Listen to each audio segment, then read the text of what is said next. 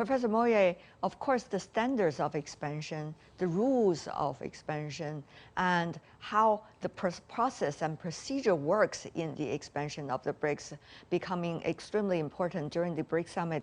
I think centrally is the question of BRICS being a people-centered forum. People-centered in terms of democratization with fairness in representation in terms of regions. And therefore, if you have Saudi Arabia, UAE, the Gulf states are being included. I think countries such as Malaysia and Indonesia are important. They need to be added. In Latin America, you have your Argentina and perhaps Mexico and any other country, emerging market.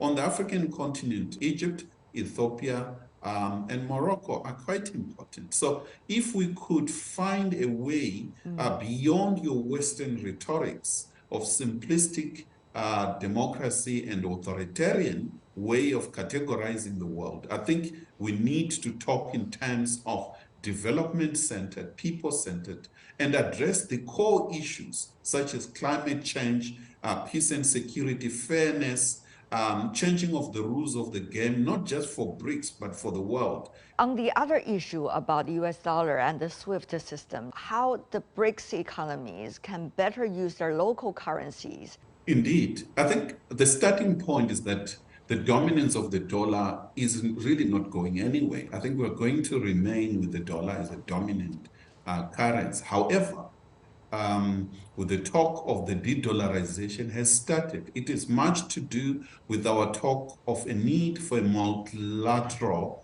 world order, a multipolar world order, as well as increasing the number of global currencies in the global currency basket to allow more enabling easy trade among the developing world without necessarily having the US dollar mediating in this trade.